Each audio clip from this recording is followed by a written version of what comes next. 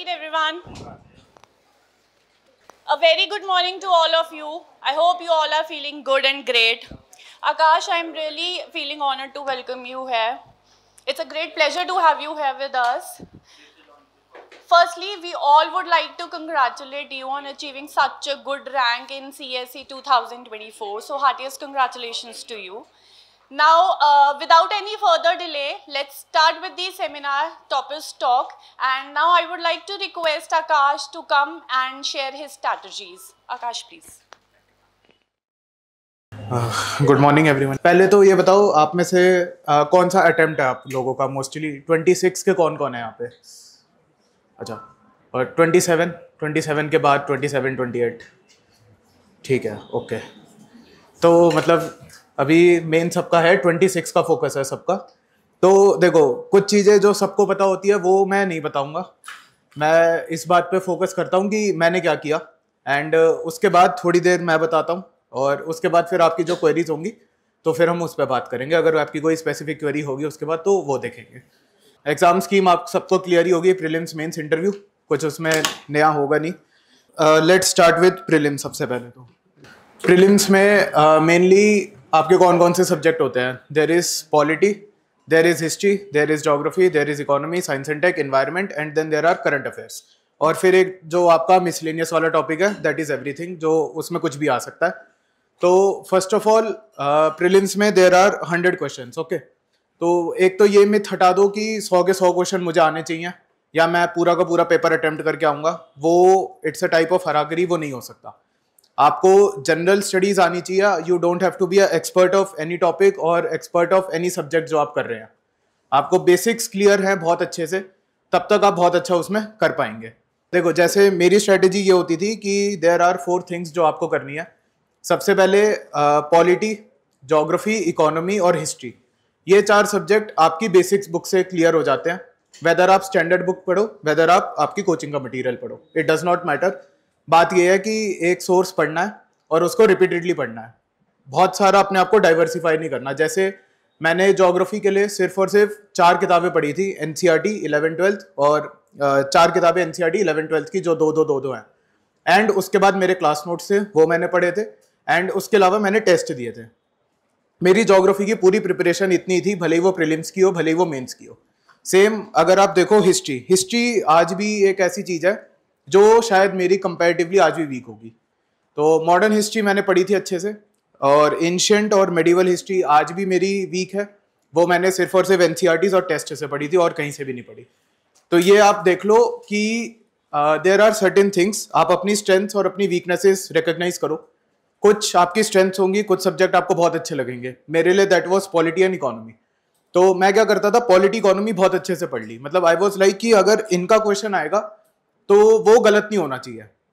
और जो आपका वीक पॉइंट है उसमें हैव बेसिक इनफ नॉलेज कि अगर कोई क्वेश्चन आ जाए तो बहुत इजी क्वेश्चन आ गया, मतलब like 90% of the people are attempting it, वो क्वेश्चन मेरे को नहीं छोड़ना है। बहुत डिफिकल्ट क्वेश्चन आ गया, बहुत डीप में जाके क्वेश्चन आ गया, मे बी मैं उसे छोड़ दूंगा, कोई बात नहीं, I have done it somewhere else, मेरा फोकस कहीं और है। बट ये ना हो कि बहुत बेसिक क्वेश्चन हो गया। जैसे इस साल का पेपर आपने देखा होगा, अग्रहाटा का क्वेश्चन दोबारा आया था। अग्रहाटा का क्वेश्चन PYQ का उन्होंने as it is copy paste था वो। अगर किसी ने PYQs बहुत अच्छे से पढ़े होंगे तो it was a free question. 24 में भी ये हुआ था, आर्टिकल 21 का क्वेश्चन फ्री में आया था कि राइट टू प्राइवेसी कौन से आर्टिकल के अंदर है। तो ये आपको देखना है कि बहुत बेसिक क्वेश्चन जो सब लोग कर पा रहे हैं वो मेरा गलत नहीं होना चाहिए एट एनी कॉस्ट। भले ही आप किसी सब्जेक्ट में वीक हैं, बहुत डिफिकल्ट क्वेश्चन आपने छोड़ दिया, आपको नहीं आता कि ये कौन सा डायनेस्टी का था या फिर ये क्या था, आर्किटेक्चर का कोई क्वेश्चन नहीं आता, it's okay. But basic question आना चाहिए। अपनी स्ट्रेंथ पे आपको बहुत अच्छा क्वेश्चन आना चाहिए कि वहां पे डिफिकल्ट क्वेश्चन आ गया पर ये मुझे आता है। तो ऐसे अपनी स्ट्रेंथ और वीकनेसेस सबसे पहले आपको रिकॉग्नाइज करनी है, that is one thing. Second, book list किसी को जाननी है, resources, if anybody is interested, कि कौन सी बुक क्या पढ़नी है, कैसे पढ़ना है, जानना है क्वेश्चन? अच्छा ठीक है।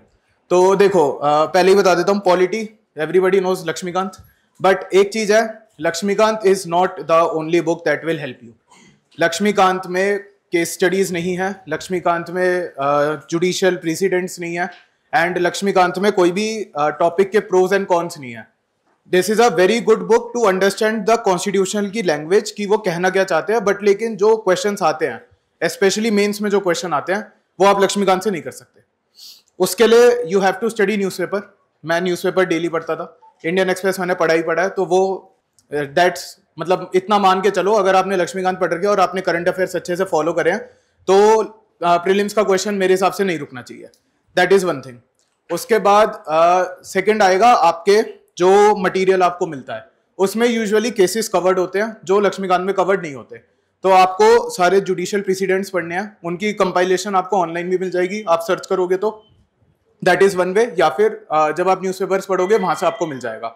और थर्ड थिंग, ये पूरे आपकी उसमें चलेगा, थ्रू आउट आपका चलेगा कि questions through test and your PYQs prelims के तो जितना पीछे जा सकते हो चले जाओ, 10 ईयर्स 15 ईयर्स 20 ईयर्स जहां तक आप कंफर्टेबल हो, जितने कर सकते हो कर लो। मेंस के लिए 2013 के बाद के सारे करने, जब पैटर्न चेंज हुआ था एग्जाम का। उससे पहले के यू कैन मतलब देख सकते हो उससे पहले कैसे क्वेश्चन आते थे, थीम क्या था, पर 2013 के बाद के सारे क्वेश्चन आर वेरी इंपॉर्टेंट क्योंकि तब पैटर्न चेंज हो गया था।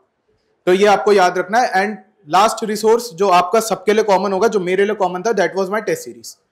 टेस्ट सीरीज आप सब लोग दोगे, ऐसा हो नहीं सकता। और बिना टेस्ट के यार पढ़ाई करना एक चीज होती है, क्वेश्चन सॉल्व करना एक चीज होती है। आप पढ़े जा रहे हो but at the end of the day आपको एमसीक्यू ही सॉल्व करना है, आपको आंसर ही लिखना है। तो अगर आपको एमसीक्यू सॉल्व करने नहीं आते और आपको आंसर नहीं लिखा जा रहा तो वो पढ़ाई व्यर्थ है, बिल्कुल वो किसी काम की नहीं है। तो टेस्ट से कभी भी नहीं भागना है, भले ही वो आपका कोई भी तरीके का क्लास टेस्ट हो, भले ही वो आपका ओपन टेस्ट हो, ऑल इंडिया टेस्ट हो, टेस्ट सीरीज का टेस्ट हो, कोई भी टेस्ट हो, टेस्ट से नहीं भागना है। टेस्ट देना है, टेस्ट के मार्क्स को दिल पे नहीं लगाना कि यार टेस्ट में मार्क्स कम आ रहे इसलिए मैं टेस्ट ही नहीं दूंगा, मेरा कॉन्फिडेंस गिर जाता है, नहीं, वो नहीं करना। टेस्ट के मार्क्स तभी इंप्रूव होंगे जब आपको पहले गलती अपनी पता चलेगी।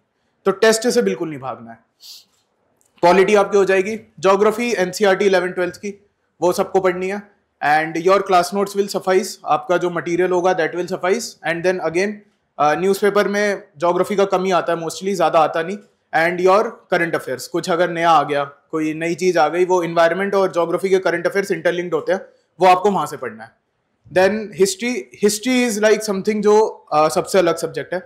मॉडर्न के लिए मैंने कभी स्पेक्ट्रम नहीं पढ़ी, but I do recommend spectrum, क्योंकि अगर आपने वो एक बुक पढ़ ली तो मॉडर्न में आपको और कुछ नहीं पढ़ना पड़ेगा। तो मॉडर्न में आप मॉडर्न हिस्ट्री के लिए स्पेक्ट्रम पढ़ो।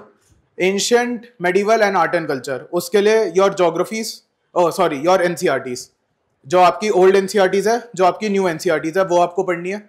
आर्ट एंड कल्चर के लिए या तो आप नितिन सिंघानिया पढ़ सकते हो, बट वो बहुत बल्कि बुक है, that always should be a reference, it should not be your main book to go to. Art and culture के लिए मोस्टली पहले एनसीईआरटीज पढ़ लो, फाइन आर्ट्स की है, पेंटिंग्स वाली है, एनसीईआरटीज विल हेल्प यू, नई और पुरानी दोनों। और उसके बाद मैंने आर्ट एंड कल्चर टेस्ट से पढ़ा था, मैंने नितिन सिंघानिया पर्सनली कभी नहीं पढ़ी। Do as many test as possible, do as many questions as possible, and इसमें I would say PYQs are the most important thing. आपको पता चल जाएगा कौन सा थीम रिपीट होता है। जैसे देयर आर सर्टेन टॉपिक्स जो हर 2 साल में 1 साल में जिसका क्वेश्चन आना ही आना है। बुद्धिज्म पे हर साल क्वेश्चन आता है, जैनिज्म पे हर साल क्वेश्चन आता है, ठीक है, अशोक पे, मौर्यास पे, और कुछ टॉपिक्स है जिन पे क्वेश्चन आता ही आता है, विजयनगर पे क्वेश्चन आता ही आता है। तो पीवाईक्यूज में देखो कौन सा थीम बहुत ज्यादा इंपॉर्टेंट है। जब आपको समझ आ जाएगा कि कौन सा थीम इंपॉर्टेंट है, आप उस पर ज्यादा फोकस करोगे रादर देन आप सब कुछ पढ़ रहे हो, वो नहीं करना है, ठीक है। तो हिस्ट्री ये हो गया। मेंस के सब्जेक्ट मैं बाद में लूंगा, अभी सिर्फ प्रीलिम्स की बात करते हैं। तो हिस्ट्री, ज्योग्राफी, इकोनॉमी। देखो इकोनॉमी पर्सनली मैंने कोई एनसीईआरटी नहीं पढ़ी, मैंने कोई स्टैंडर्ड बुक नहीं पढ़ी। इकोनॉमी में only I was studying my class notes, that was one thing. And economy में उसके बाद मैंने सिर्फ और सिर्फ न्यूज़पेपर पढ़ा है। इकोनॉमी के लिए न्यूज़पेपर इज मस्ट, मतलब रोज पढ़ना है यार। वो एक पेज आता है ना इकोनॉमी का, स्पेशली जो इंडियन एक्सप्रेस में आता है। हिंदू में कभी कभी बहुत अच्छा नहीं आता क्योंकि वो कंपनीज रिलेटेड और वो कभी बहुत ज्यादा प्राइवेट उसमें चले जाते हैं। इंडियन एक्सप्रेस में बहुत अच्छी न्यूज आती है रिगार्डिंग इकोनॉमी, कोई इंफ्रास्ट्रक्चर का प्रोजेक्ट हो गया, कोई गवर्नमेंट ने स्कीम लिया है, कोई आए, तो वो आपको बहुत अच्छे से पढ़ना है।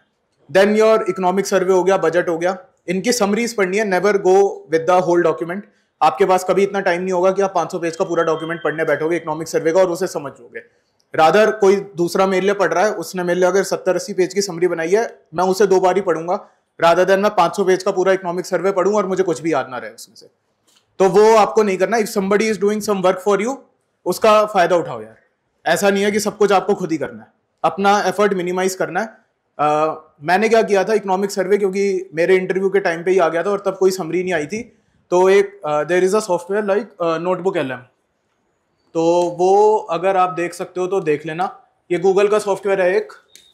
तो इसमें क्या होता है, you can upload all your PDFs and वो आपको बहुत अच्छे से उसको समराइज करके देता है। अगर किसी ने कभी यूज़ किया होगा तो फिर he will know notebook LM बहुत अच्छा सॉफ्टवेयर है, मतलब स्टूडेंट्स के लिए तो बहुत ही अच्छा है।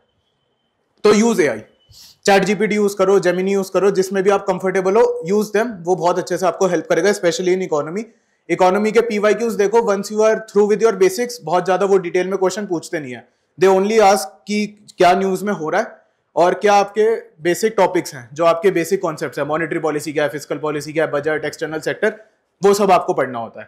तो एंड में टेस्ट आपका जो होगा, सब कुछ टेस्ट से ही होगा और कुछ भी नहीं होगा, क्योंकि तभी आपको समझ आएगा क्वेश्चंस कैसे आ रहे हैं। वो एक चीज़ हो गई। Then geography, economy, polity and ये अब आए साइंस एंड टेक और इन्वायरमेंट। ये दो सब्जेक्ट ऐसे हैं जो मतलब हमेशा परेशान करते हैं, समझ नहीं आता पढ़ना क्या है इनमें। मेरा बहुत क्लियर था, science and tech and environment, first do your classes very well, जो आपको क्लास में पढ़ाया जाएगा मोस्टली आपकी चीज़ें कवर हो जाएंगी उससे। साइंस की मैंने कभी NCERT नहीं पढ़ी, अगर आपको इन्वायरमेंट के लिए कोई NCERT पढ़नी है तो date will be class 12th की बायोलॉजी की NCERT है, उसके लास्ट के 4 चैप्टर आपको पढ़ने हैं, उससे आपके थोड़े से बेसिक्स क्लियर हो जाएंगे, सब कुछ क्लियर नहीं हो पाएगा, वो करना है। एंड इन्वायरमेंट और साइंस एंड टेक दोनों के लिए करंट अफेयर्स आर मस्ट, जो आपको मैगजीन मिलती है, जो आप न्यूज़पेपर पढ़ते हो, वो आपको बहुत अच्छे से पढ़ना है, specially for science and tech and environment, क्योंकि क्वेश्चन वहीं से आता है। साइंस एंड टेक में mostly current affairs oriented question आते हैं। अगर इस साल का पेपर किसी ने देखा होगा तो स्पेडेक्स पे क्वेश्चन आया था, Axiom 4 पे क्वेश्चन आया था, ये सब चीजें किसी बुक में आपको नहीं मिलेगी, क्योंकि ये करंट की चीजें हैं, जब तक वो बुक दोबारा पब्लिश होगी तब तक ये चीजें पुरानी हो जाएंगी। इसमें आपको न्यूज़पेपर और आपके जो करंट अफेयर्स का रिसोर्स आपको मिलता है वो आपको बहुत अच्छे से पढ़ना है। साइंस एंड टेक इससे हो जाएगा, और इन्वायरमेंट के लिए भी सेम, कोई चीज न्यूज में है, कोई स्पीशीज न्यूज में है, and these things are very well covered in your current affairs वाला मटेरियल। ये चीजें शायद न्यूज़पेपर में भी इतने अच्छे से कवर नहीं होती, स्पेशली इन्वायरमेंट वगैरह वाला पार्ट, कि कोई स्पीशीज हो गया, कोई कन्वेंशन हो गई, जैसे UNFCCC हो गया, UNCBD हो गया, सब आप पढ़ोगे तो आपको समझ आ जाएगा कि कब मीटिंग हो रही है, उसका क्या टोटल आपका उसका क्या आउटपुट आया, सब कुछ आया, तो वो मैगजीन्स में यूजुअली बहुत अच्छा कवर्ड होता है, तो उससे पढ़ना है। एंड करंट अफेयर्स के लिए हमेशा मैं 2 चीज कहता हूँ करंट अफेयर्स में, इट्स ऑल अबाउट, एक आपको न्यूज़पेपर पढ़ना डेली, कोई भी, हिंदू हो या इंडियन एक्सप्रेस हो, जो आपने स्टार्ट किया हो, मैंने इंडियन एक्सप्रेस पढ़ा था, इंडियन एक्सप्रेस में या फिर हिंदू में भी देयर आर 5 पेजेस जो पढ़ने ही पढ़ने हैं, बाकी सब आप स्किप कर सकते हो। 2 एडिटोरियल के पेज होंगे, एक आपका एक्सप्लेन्ड का पेज होता है, या फिर एक आपका हिंदू में टेक्स्ट एंड कॉन्टेक्स्ट का पेज होता है, कोई भी एक, ठीक है, या एक्सप्लेन्ड पढ़ लो या टेक्स्ट एंड कॉन्टेक्स्ट पढ़ लो। एक आपको पढ़ना अपना इकोनॉमी वाला पेज, और एक आपको पढ़ना वर्ल्ड वाला पेज, जो आपका IR वाला पेज है। ये 5 पेज आपको न्यूज़पेपर के डेली पढ़ने हैं, और मतलब काट मान लो कि पढ़ने ही पढ़ने हैं। अगर कोई बहुत ही ज्यादा लोड है ना, जिस दिन मैं कुछ भी नहीं कर रहा, उस दिन भी मिनिमम मेरे को अपनी क्लासेस पूरी करनी है और मुझे न्यूज़पेपर जरूर पढ़ना है, ये आपका टारगेट होना चाहिए हर दिन का। इससे कम पे मतलब you can't afford to have a break. आपका पाइल अप इतनी जल्दी बैठेगा ना कि आपको समझ ही नहीं आएगा कि अब मेरे को करना क्या है, पीछे का बहुत कुछ छूट जाएगा। If you are gone for only 2 और 3 डेज के लिए भी अगर आप कहीं चले जाते हो ना, तो फिर it will become very difficult.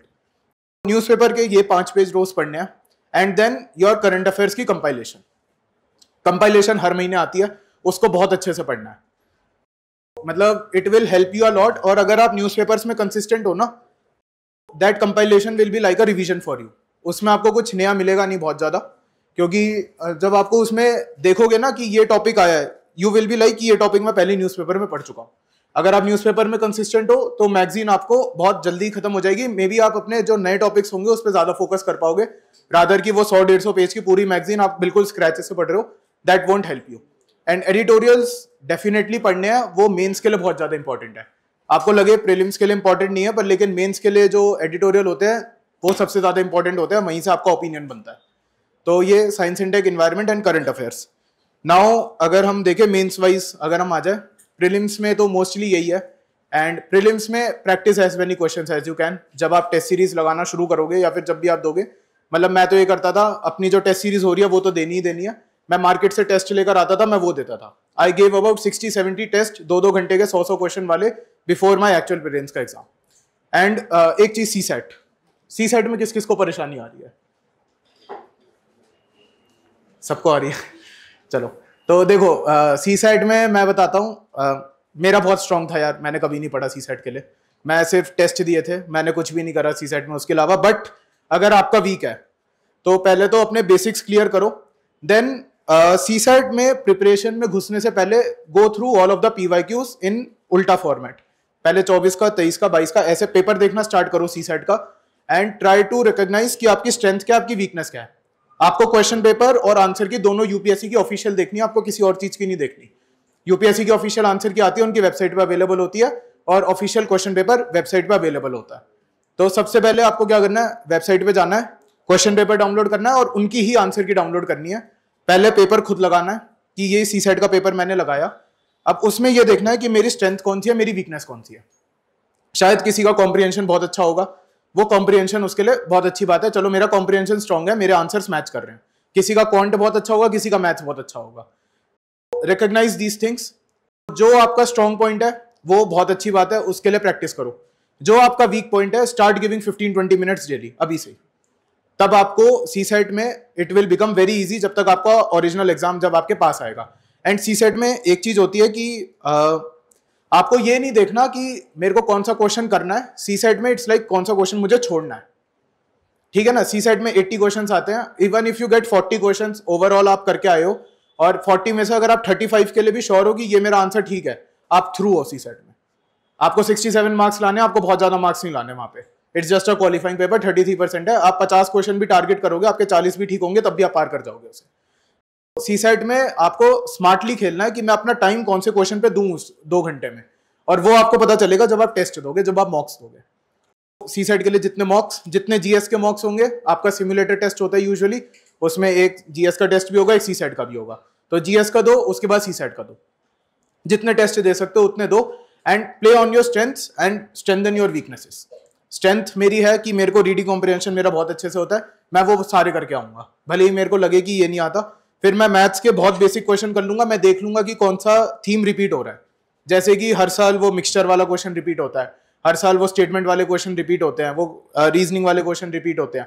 तो उन टॉपिक्स पे ज्यादा फोकस करना है जो यूपीएससी पूछ रही है, रादर देन मैं सब कुछ पढ़ के जाऊं। तो PYQs here will be your guideline. PYQs तो मतलब छोड़ने ही नहीं है, भले ही वो at any stage of your exam. Even interview में भी ट्रांसक्रिप्ट आनी शुरू हो जाती है from day 1 of your interview कि क्या पूछा गया। आप वहां से आइडिया लगा सकते हो कि इंटरव्यू में पूछा क्या जा रहा है, क्योंकि वो ट्रांसक्रिप्ट कैंडिडेट्स ही लिख कर देते हैं। मैंने खुद लिखी थी, सब लोग लिखते हैं, तो आपको उससे समझ आना लग जाता है कि what exactly is being asked in the interview room. तो PYQs are your guiding light throughout, वो आपको छोड़ने ही नहीं है किसी दिन। नेक्स्ट अगर हम मेंस वाइज देखें, आर्ट एंड कल्चर मोस्टली जो आपने प्रीलिम्स में पढ़ा होगा वही आपको थोड़ा सा बस अच्छे से पढ़ना है। उसी को पहले आप प्रीलिम्स में देख रहे थे कि what is the correct answer, अब मेंस में बस आपको वो लिखना है। वो पूछेंगे चोला आर्किटेक्चर क्या होता है, उसके बारे में आपने पढ़ रखा होगा, आप प्रीलिम्स में पढ़ चुके हो, बस आपको उसकी राइटिंग प्रैक्टिस करनी है। आपको पता है टेम्पल आर्किटेक्चर कैसा होता है, आपने तीनों तरह के टेम्पल आर्किटेक्चर पढ़ लिए, नगरा वेगरा और वो द्रविड़ा। फिर उसके बाद बस वो ये पूछ लेंगे कि इसमें डिफरेंस क्या है, वो आपको लिखना आना चाहिए। तो आर्ट एंड कल्चर मोस्टली जो आप प्रीलिम्स में पढ़ोगे that will go in your mains. Same goes for modern history, जो आप प्रीलिम्स में पढ़ोगे that will go in your mains. Then world history, world history यार देखो लास्ट ईयर 2 क्वेश्चन आ गए थे वर्ल्ड हिस्ट्री के, उससे पहले एक भी क्वेश्चन नहीं आया था। तो इट्स ऑलवेज कि मैं कितना ज्यादा इस पे एफर्ट लगा रहा हूँ और कितना मुझे उसमें रिजल्ट मिल रहा है। तो मेरे लिए वर्ल्ड हिस्ट्री सिर्फ और सिर्फ मेरे क्लास नोट्स से और मेरे जो टेस्ट सीरीज मैंने दी थी दैट्स इट। मैंने और कुछ भी नहीं पढ़ा था वर्ल्ड हिस्ट्री के लिए।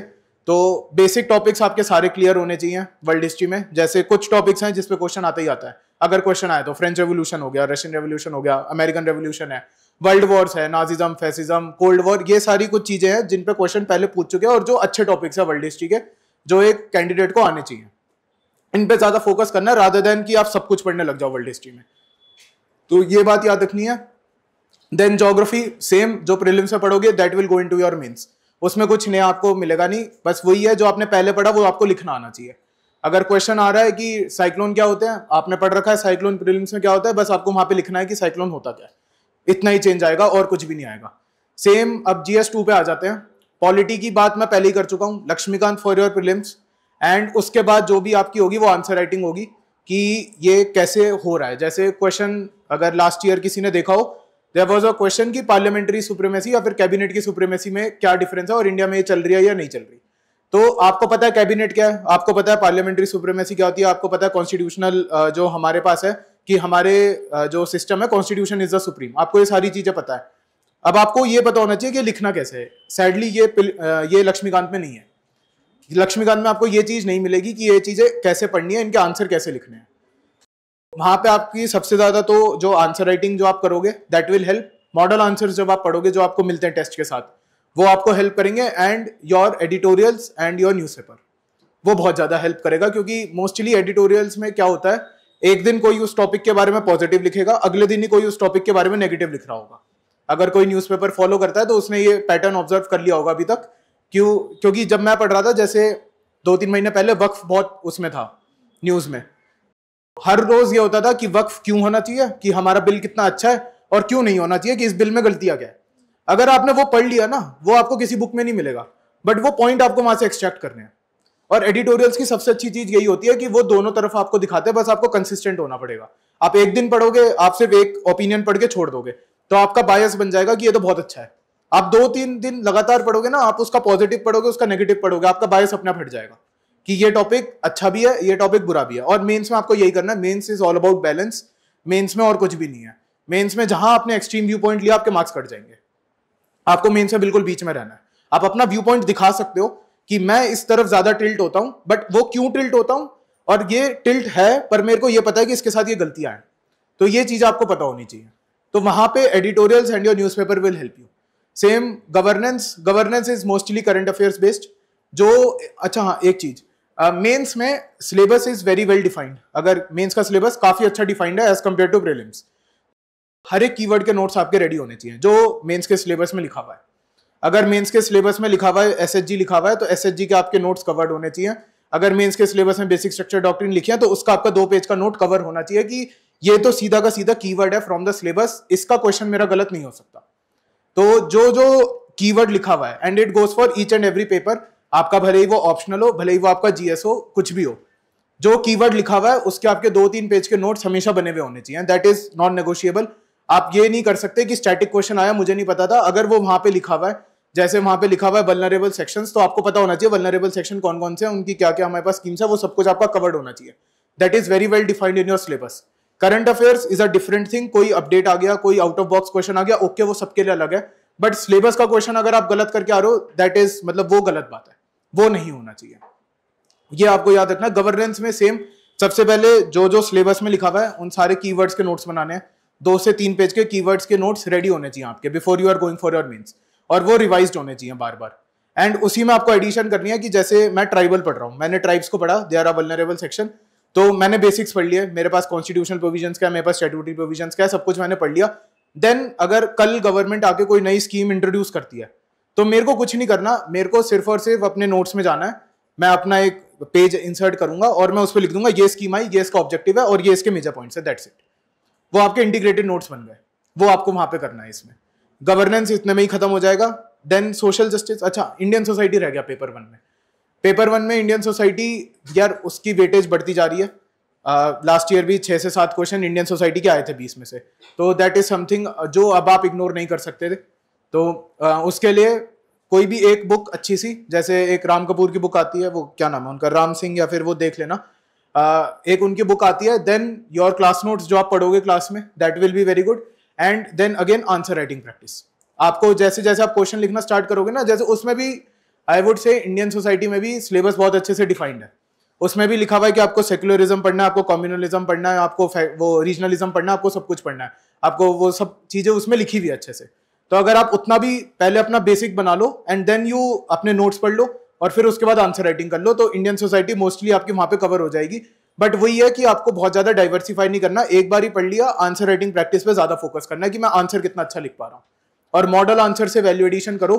जब भी आप आंसर लिखोगे आपके पास उसका मॉडल आंसर होगा, तो उस मॉडल आंसर में ये देखो कि ये टॉपिक, ये पॉइंट मैंने कवर कर लिया, ये पॉइंट मैं कवर नहीं कर पाया, तो वो पॉइंट जो आप कवर नहीं कर पाए वो या तो आप अपनी किसी कॉपी में लिख लो कि ये मेरे को एक नई चीज मिल गई, मैं इसको याद रखूंगा अगली बारी के लिए, या फिर किसी ना किसी तरह make a note of it कि ये मेरे को याद रहे, भले ही वो छोटा नोट हो, भले ही वो बड़ा नोट हो, कैसे भी हो।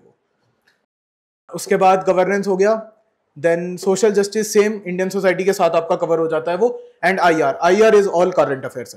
आई आर में अपने बेसिक्स कवर करो एक बार कि what exactly is I R, कि हमारी पॉलिसीज क्या क्या रही हैं, पास्ट में हमारा क्या रहा है, वो सब आपकी क्लासेस में कवर होता है। जैसे इंडिया पाकिस्तान रिलेशन क्या थे, इंडिया चाइना रिलेशन क्या थे, you will get a background.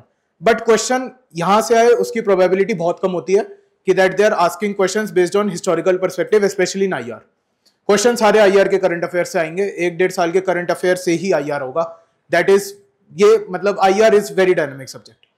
Last year everybody knew Maldives पे क्वेश्चन आएगा, मालदीव्स पे क्वेश्चन आया था, वो क्लास में शायद आपको नहीं पढ़ाया जाएगा इंडिया मालदीव्स में क्या होता है, आप 2-3 चीजें पढ़ोगे, it will be through, but वो आपको फिर खुद देखना है कि कौन सी चीज ज्यादा इंपॉर्टेंट हो जाती है। एससीओ पे क्वेश्चन लास्ट ईयर आया था, सबको पता था एससीओ पे क्वेश्चन आ सकता है। अब जैसे हमारी डिप्लोमेसी चल रही है उस हिसाब से I R becomes very important and it is purely dynamic. I R में static I would not suggest कि आप स्टैटिक पे बहुत ज्यादा फोकस करो। आई आर में न्यूज़पेपर पढ़ो, अपनी मैगजीन्स पढ़ो, अपने आंसर्स लिखो एंड दैट विल सफाइस। अब आती है बात GS3 की, जो सबको डराता है क्योंकि उसमें मार्क्स आते हैं सबसे कम। ठीक है, तो इकोनॉमी मोस्टली आपकी प्रीलिम्स वाली विल वर्क हियर, जो आपने पढ़ रखा है वही आपको लिखना है। देन सारे के सारे कीवर्ड्स जो दे रखे हैं सिलेबस में उनके नोट्स आपके रेडी होने चाहिए। लैंड रिफॉर्म्स के नोट्स आपके रेडी होने चाहिए, इरिगेशन का नोट, एग्रीकल्चर में स्पेशली एग्रीकल्चर का सिलेबस बहुत वेल डिफाइंड है। उन्होंने बोला इरिगेशन, उन्होंने बोला टेक्नोलॉजी, उन्होंने बोला फूड प्रोसेसिंग, इन सब कीवर्ड्स के आपके नोट्स रेडी होने चाहिए। PYQs देखो कि इन थीम्स पे क्या क्वेश्चन पूछा गया पहले से, तो वो आपको बहुत ज्यादा हेल्प करेगा कि अच्छा ये इन्होंने पहले पूछ रखा है और इसी थीम पे आप देखोगे क्वेश्चन रिपीट होता है, थीम रिपीट होता है। लैंड रिफॉर्म्स में there is nothing new that they can ask. Land reforms हो गए जो पहले होने थे और जो अब चल रहा है। अब जो चल रहा है वो स्वामित्व स्कीम चल रही है और हमारा डिजिटाइजेशन ऑफ लैंड रिकॉर्ड चल रहा है। जो पहले होना था हिस्ट्री में वो हो चुका है। तो हिस्ट्री आपको बहुत अच्छे से पता होनी चाहिए बिकॉज वो पूछी भी जा चुकी है और वो आपको आनी भी चाहिए। एंड देन उसके बाद जो करंट अफेयर्स हो रहे हैं, पूरी इकोनॉमी आपकी करंट अफेयर्स ओरिएंटेड रहेगी मोस्टली। उसमें आपको कुछ ऐसा बहुत ज्यादा आउट ऑफ बॉक्स मिलेगा नहीं। इंफ्रास्ट्रक्चर प्रोजेक्ट है, लास्ट ईयर उड़ान पे क्वेश्चन आया था। उड़ान स्कीम गवर्नमेंट की फ्लैगशिप स्कीम है, बजट में भी बात होती है, सर्वे में भी बात होती है, तो वो आपको आनी चाहिए। इंफ्रास्ट्रक्चर में रोड्स, रेलवेज, भारतमाला क्या है, सागरमाला क्या है, ये सारी चीजें आप कवर करोगे आइदर इन योर क्लासेस या आपके मटेरियल में या फिर आपके करंट अफेयर्स में। ये चीजें कहीं ना कहीं कवर हो जाती है। Now economy and agriculture mostly dynamic subject, अपने बेसिक्स अच्छे से क्लियर करो, अपने कीवर्ड्स के अपने नोट्स बनाओ एंड देन आंसर राइटिंग और मॉडल आंसर से value addition. Science and tech again current affairs oriented पूरा का पूरा, मोस्टली करंट अफेयर्स ओरिएंटेड। आप बेसिक पढ़ लोगे, नैनोटेक क्या होता है, बायोटेक क्या होता है, आपने वो सब कुछ पढ़ लिया। हमने पहले क्या कर रखा है वो सब आपने पढ़ लिया। देन उसके बाद करंट अफेयर्स, और mostly current affairs oriented question ही आते हैं। जैसे वो एस्ट्रॉइड वाला क्वेश्चन आया था, डार्ट मिशन उससे पहले नासा का न्यूज में था। तो अगर किसी ने डार्ट मिशन पढ़ रखा है तो उसको पता होगा कि एस्ट्रॉइड का क्या हमारे पास वो है, तो वो सब कुछ वहां से कवर हो जाता है। वही जैसे अभी क्वेश्चन उस पर भी आया था कि सैटेलाइट से हम टोल कलेक्शन करेंगे ऑन हाईवेज, तो उन्होंने ये पूछा था फास्टैग के पॉजिटिव क्या है, फास्टैग के नेगेटिव क्या है, हम जो ला रहे हैं उसका पॉजिटिव क्या है, उसका नेगेटिव क्या है, और उससे प्राइवेसी इश्यूज क्या है।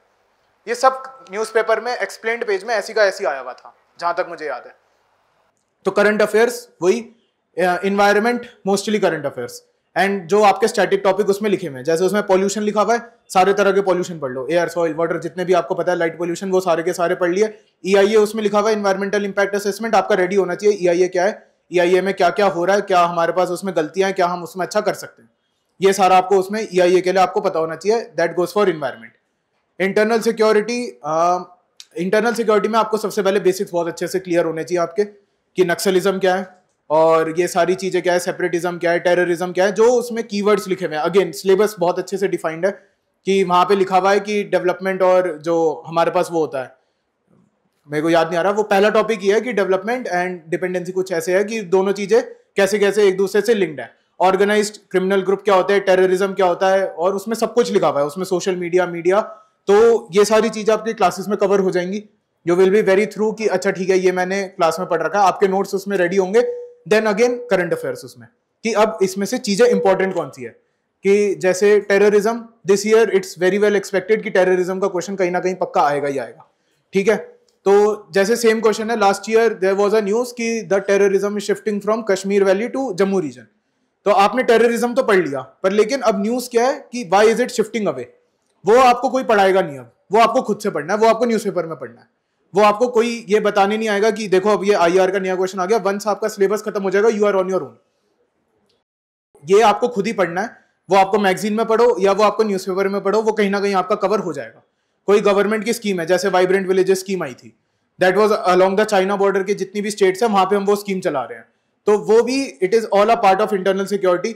अगर कोई इंटरनल सिक्योरिटी में आजकल जैसे टेररिज्म हो गया या फिर लोन वुल्फ अटैक हो गए, टेररिस्ट अटैक हो गए, ये सारे के सारे आपने स्टैटिक पढ़ लिया, आपके बेसिक्स क्लियर है, उसके बाद it's all current affairs. And disaster management पूरा स्टैटिक है, उसमें कुछ भी नहीं करना। मेजर डिजास्टर्स, फ्लड, ड्रॉट और आपका क्लाउड बस्ट वगैरह, ये सारे आप पढ़ लोगे। देन डिजास्टर में एनडीएमए गाइडलाइंस पढ़नी है यार हर एक डिजास्टर की, कि प्री डिजास्टर क्या करना है, ड्यूरिंग डिजास्टर क्या करना है, पोस्ट डिजास्टर क्या करना है। तो एनडीएमए की गाइडलाइंस होती है, बहुत अच्छे से डिफाइंड है, जैसे लास्ट ईयर, और ये चीजें शायद आपकी क्लास में कवर हो जाएंगी कि सेंडाई फ्रेमवर्क क्या होता है, ह्योगो फ्रेमवर्क क्या था, कि 2015 तक, अब 2015 से 2030 तक हमारा सेंडाई फ्रेमवर्क होगा, 2015 से पहले ह्योगो फ्रेमवर्क था। तो ये सारी चीजें आपको पता होना चाहिए। प्राइम मिनिस्टर का एक्शन प्लान क्या है वो आपको पता होना चाहिए। हमारे यहाँ एनडीएमए, एसडीएमए, डीडीएमए कैसे काम करती है, ये सारी चीजें। एक तो हमारा एडमिनिस्ट्रेटिव पार्ट है कि डिजास्टर एडमिनिस्ट्रेशन कैसे हैंडल करती है, क्या हमारे पास कन्वेंशन है, क्या हमारे पास वो सारी चीजें, कॉन्फ्रेंसेस वगैरह, वो सारी चीजें आप पढ़ लोगे, that is static part. And then actual disasters, कि फ्लड हो गया, ड्रॉट हो गया, क्लाउड बस्ट हो गया, पेस्ट अटैक हो गया, वो सारी चीजें आपको पढ़नी होती है। और एंड में आता है यार आपका एथिक्स का पेपर। एथिक्स में लेक्सिकॉन की बुक पढ़ लो, that is very good for your जो कीवर्ड्स हैं वो आपके बहुत अच्छे से होंगे, या फिर जो आपको मटेरियल मिलेगा वो आप अच्छे से पढ़ सकते हो। एंड देन मेरा यार एथिक्स के लिए mostly PYQs are very important. Ethics में तो आप बिल्कुल उन्हें इग्नोर नहीं कर सकते, क्योंकि जो कोर्ट बेस्ड स्टेटमेंट्स होते हैं कई बार रिपीट होकर आ जाते हैं। वो केस स्टडीज अगर आप देखोगे, हर बारी केस स्टडीज में क्या होता है कि थीम रिपीट होता है। भले ही case study as it is repeat ना हो, बट लेकिन केस स्टडी का जो थीम होता है ना वो हमेशा रिपीट होता है। कि जैसे कभी करप्शन पे आ गया, कभी वो उस पे आ गया इन्वायरमेंट वर्सेस डेवलपमेंट पे आ गया, कभी सीनियोरिटी पे क्वेश्चन आ गया, तो ये चीजें रिपीट होती हैं। बस उसमें क्या होगा, स्टोरी चेंज हो जाएगी, कैरेक्टर्स चेंज हो जाएंगे, स्टेक होल्डर्स चेंज हो जाएंगे, but the theme will be same. तो बेटर कि 10 साल के पीवाईक्यूज निकालो 2013 के बाद के सारे, उसमें हर एक केस स्टडी का थीम आइडेंटिफाई करो। सिर्फ थीम आइडेंटिफाई करना है कि ये इन्वायरमेंट की केस स्टडी है, ये हमारी सर्विस की केस स्टडी है, ये करप्शन की केस स्टडी है, ये ऐसे है।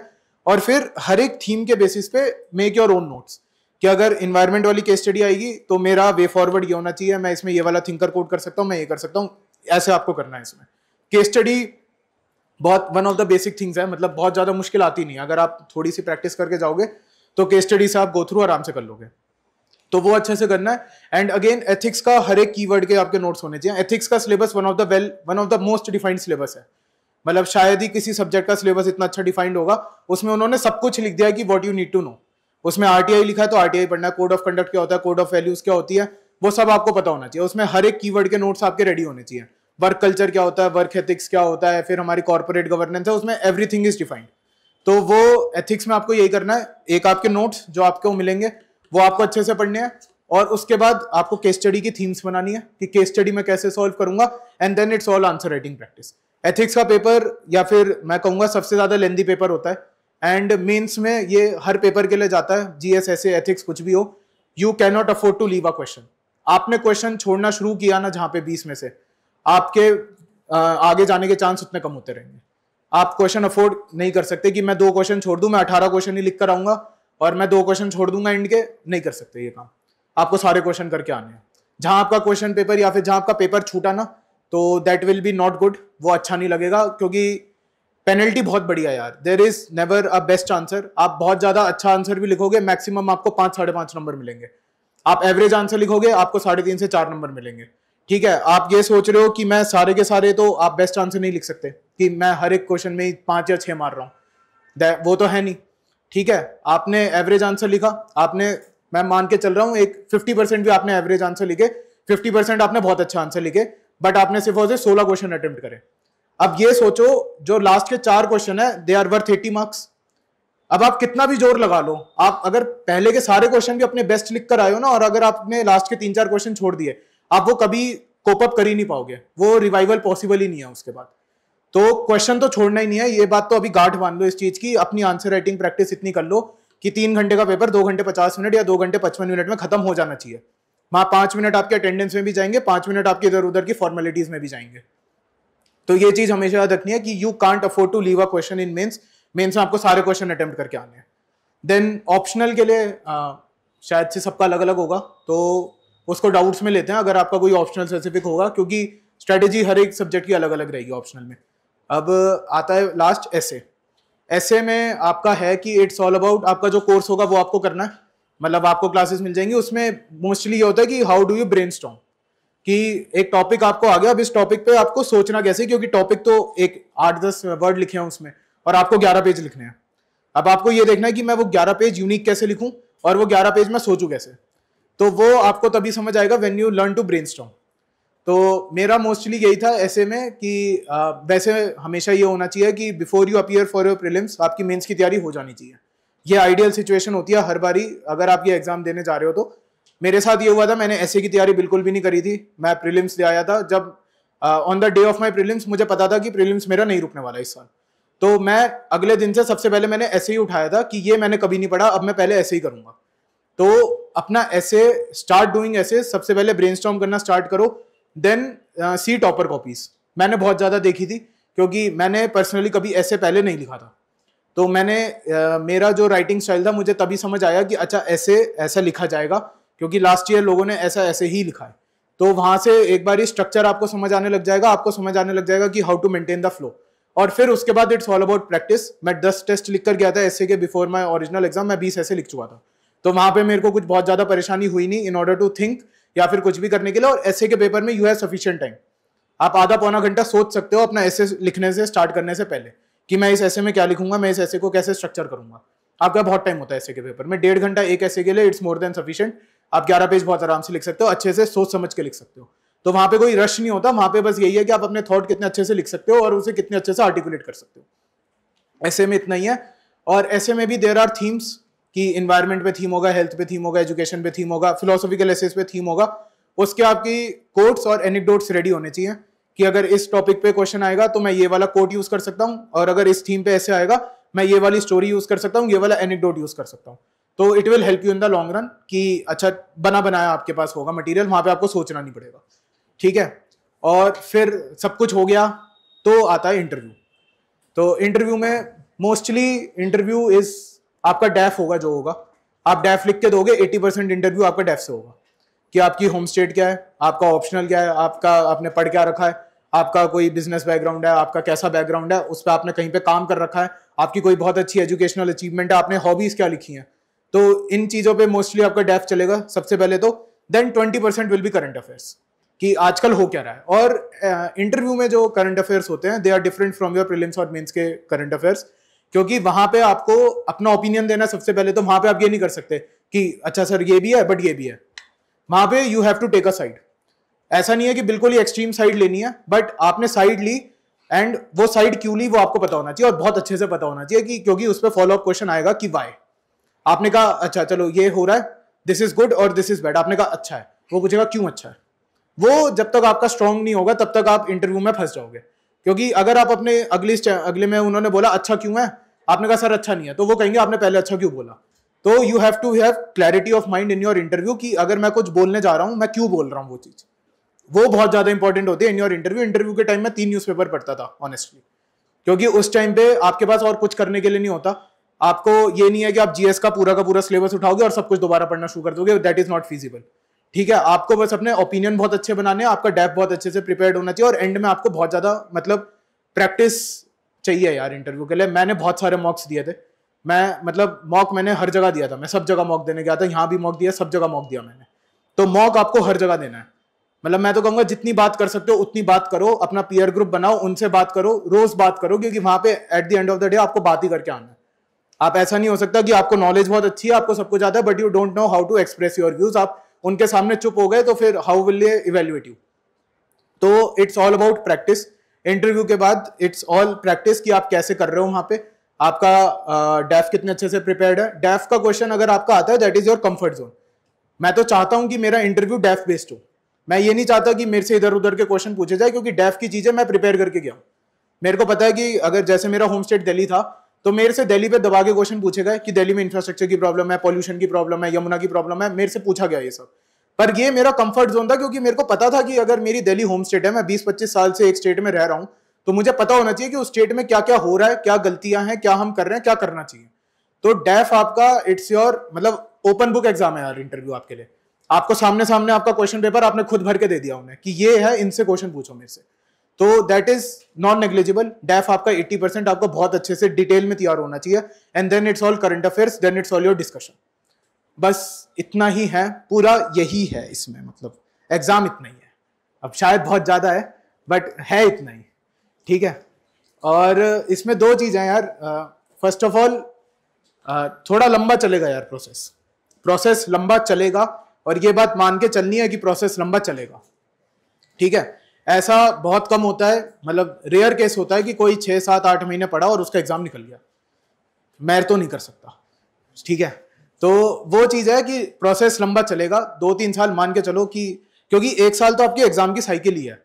आप मई में आप जाओगे प्रीलिम्स देने, और जब तक आपका रिजल्ट आएगा अगले साल का अप्रैल आ जाएगा, तो 1 साल तो एग्जाम ही चलता रहेगा। तो वो तो आप भूल जाओ, और उससे पहले आपने कितनी तैयारी कर ली, 1-2 साल तो मिनिमम आपको तैयारी करने के लिए भी चाहिए। तो थोड़ी लंबी जर्नी है, और इसमें बात यही है कि ये नहीं करना कि रोज मेरा गोल है कि मैं 16 घंटे पढ़ रहा हूँ, मैं रोज 14 घंटे पढ़ रहा हूँ। वो 1 हफ्ता चलेगा, 10 दिन चलेगा, उसके बाद वो बैठ जाएगा, वो पॉसिबल नहीं है। रादर मैं रोज 8 घंटे पढ़ूंगा, मैं रोज 9 घंटे पढ़ूंगा, अपने कंफर्ट जोन में रह के पढ़ूंगा, कि मैं 8 घंटा आज पढ़ा, पर लेकिन 8 घंटे पढ़ाई वाले टाइम में मैंने सिर्फ पढ़ाई करी। मेरा मोबाइल नहीं है मेरे पास, मेरे आसपास कोई भी नहीं है, मेरे पास सिर्फ और सिर्फ मैं पढ़ाई कर रहा हूँ 8 घंटा। वो हमेशा बेनिफिशियल है, रादर देन कि मैं 3 दिन 12 घंटे पढ़ा और 2 दिन में कुछ भी नहीं पढ़ा। तो ऐसे ही आपको करना है, it's not a sprint, it's a marathon. रोज आपको उठना है, रोज आपको कंसिस्टेंटली पढ़ना है। तो जब तक ये होता रहेगा तब तक चीजें आसान है। और जिस दिन ये चीज ब्रेक हुई, कि चलो ब्रेक होना भी चाहिए, 1 महीना हो गया, 15 दिन हो गए, 20 दिन हो गए, लगातार आप शेड्यूल फॉलो कर रहे हो, चलो ठीक है, you take a Sunday off. मेरा ये होता था, मैं 6 दिन पढ़ा, संडे को मैं टेस्ट देता था, और दैट्स इट। संडे को मैं सिर्फ टेस्ट देता था और कुछ भी नहीं करता था।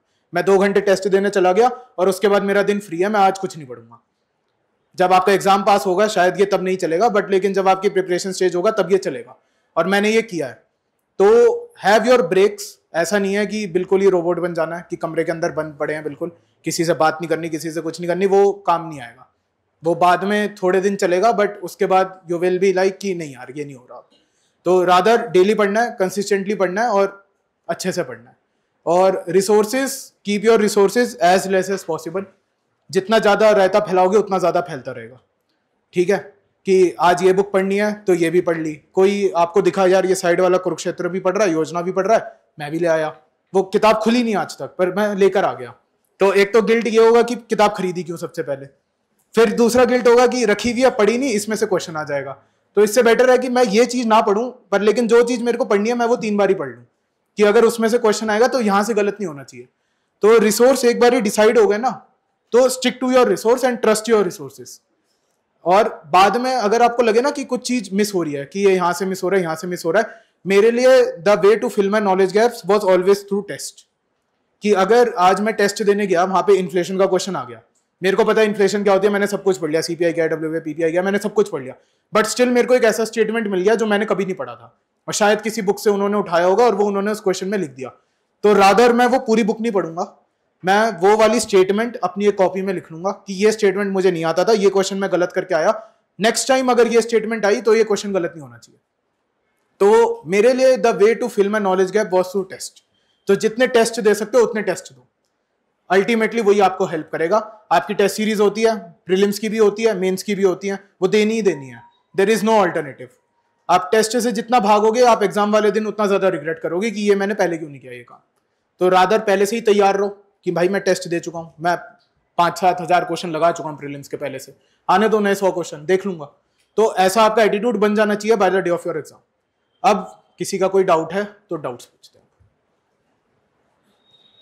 डाउट डाउट डाउट कुछ भी नहीं है, सब क्लियर हो गया। Sir while preparing for prelims, like अभी जो हमारा प्रिपरेशन स्टेज है, तो सही समय क्या है टेस्ट सीरीज के लिए शुरू करने? जितनी जल्दी हो सके। मतलब देखो टॉपिक वाइज तो आपकी चल रही होंगी, आपका एक सब्जेक्ट क्लियर हो गया, जैसे पॉलिटी आपने पढ़ी, पॉलिटी खत्म हो गया, पॉलिटी का टेस्ट होगा, वो टेस्ट देना है। फिर जब आपकी टेस्ट सीरीज स्टार्ट हो जाए, जनवरी से स्टार्ट होती है, तो जनवरी से आपको टेस्ट देने ही देने हैं।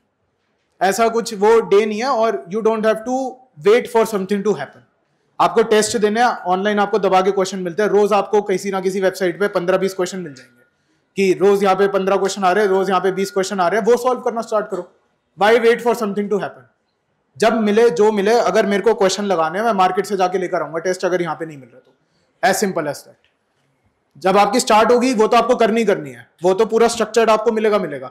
But if you want to do something then don't wait for anything to happen to you, कि जब टेस्ट सीरीज स्टार्ट होगी मैं तभी टेस्ट दूंगा, वो नहीं होता। ठीक है, बोलो।